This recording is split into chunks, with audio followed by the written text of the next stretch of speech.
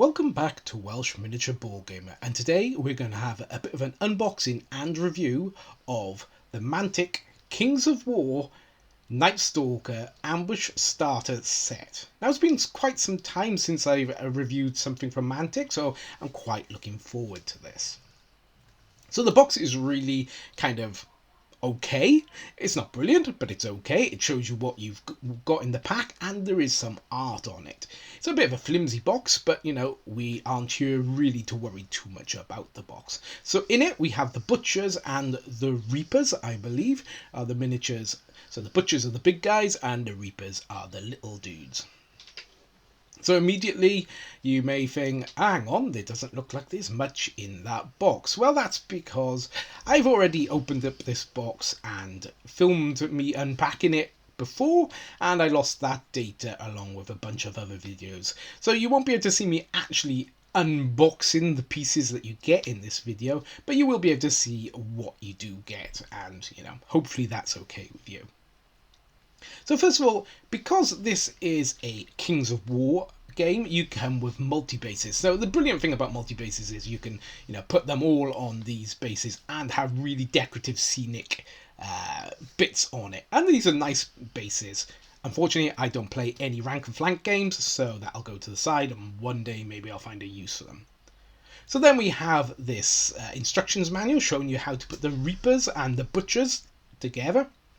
So yeah, it's quite simple looking instructions, but I'm thinking that this might not be quite so easy when I get further on, because they look quite spindly, the Reapers.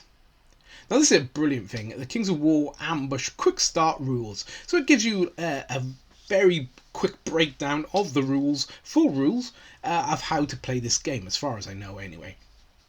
It's not the full book, but you know, it's everything you need to know to play the game. And it's, you know, Mantic is brilliant for this. They always give you extra things that you wouldn't even think should be in there, and they'll give you it because, you know, they want you to play their games and they want you to buy more from them. It's a 27-page book, so yeah, like I said, it's quite a quick read, and if I was ever going to learn how to play this game, brilliant, but unfortunately rank and flank games are not for me. So let's have a quick look at the miniatures. So I've already pre-made them, and I've sprayed them with some primer just to get some paint on them. Of course, like I said, I did have an unboxing, but I lost all that footage, so unfortunately I haven't got getting them out of the box. So if I remember right, there are 10 of these Reaper miniatures in the box, which are, you know, there's plenty of them. I've made up 9 of them, and I didn't make one because, to be honest, they are so fiddly, and as you can see, I've already broke this one. I just did not enjoy making them. I really hated making them, and yeah, you know, I put them in these like swirling dervish type, you know, poses. They're all over the place because I think they're chaotic, you know, ravaging beasts just flailing around everywhere. So with all that, so this is the stuff that I've got left over after I've made the Butchers and the Reapers. So yeah, there's a bunch of Butcher arms left and a couple of like gribbly bits, like there's extra mouths that go on the hands because they are twisted warp creatures, etc. And then I've got all of these pieces left for the Reapers.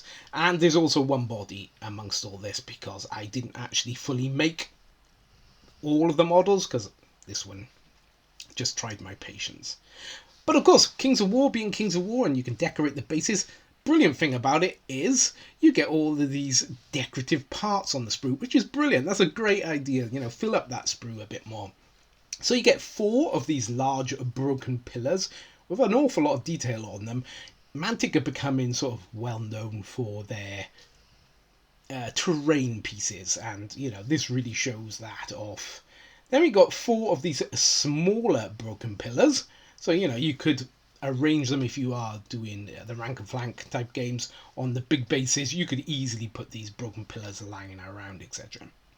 Then you have 4 of these runestones or mile markers or gravestones if you like, and 4 of these like rock, you know, little bits of rock, which yeah, okay, they're on the sprue. That's nice that they put them there, but not really that impressive. But they're there. So this is an idea of what the Reapers may look like. I paint them up in slightly different colour schemes on each of them. So this one I think has got very sort of like a dryad, that sort of woody, sort of, something earthy, like a creature look to them, which is done a lot with speed paints, etc. This one has got a bit more human skin tones, so maybe this one's a bit more, from an animal of some sort that's been warped by whatever they come in contact with. And that's what I'm kind of thinking that these creatures are. I've never read the backstory of the Nightstalkers, but I'm assuming it's something like, from the Cthulhu style, universe. I'll be using them probably in Rangers of Shadowdeep, etc., as something or other, demons, or maybe Frostgrave as a demon, something like that. But I'm keeping them a little bit away from the Cthulhu sort of blues and purples, so I can use them in my games more. And this one, again, looks like he could be like something from a tree or a plant, but that's the whole point. They're demonic, twisty creatures, so I don't really need to explain them too much. But I kind of like them. They're hell to put together because of how spindly they are. But, once you get past that, they paint up well, although they're very light. Now, the butchers I love. These are really nice miniatures. In my mind, I'm going to be using the butchers in Rangers of Shadowdeep as trolls, etc. They've got too close to the Shadowdeep, and they've been like warped and twisted into these forms. So that's why he's got a green skin, because he was once upon a time a troll. Now, my problem with this miniature is when you cut it off the sprue, they have a sprue where I'm pointing there.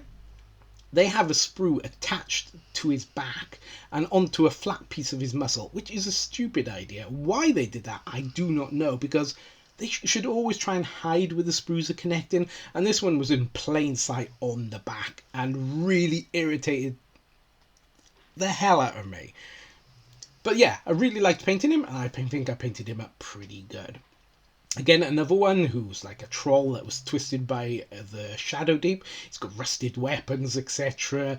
And he's looking worse for wear, shall we say. But again, you can see where the nub on his right shoulder is there. That's where the sprue was connected. And again, why do it?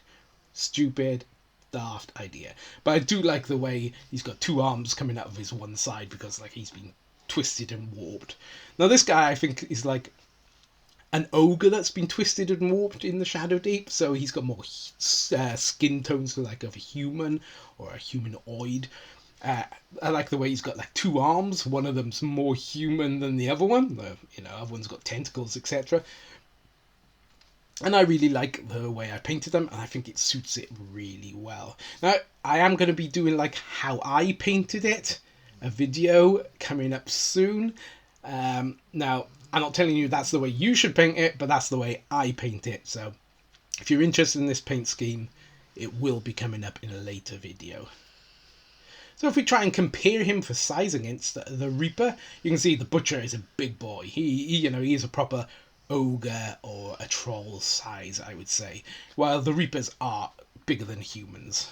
So if we get our trusty barbarian here, he's a bit crouched, the barbarian, but still it shows that these are a giant folk race. They're not like a normal human-sized creature, even before they were warped.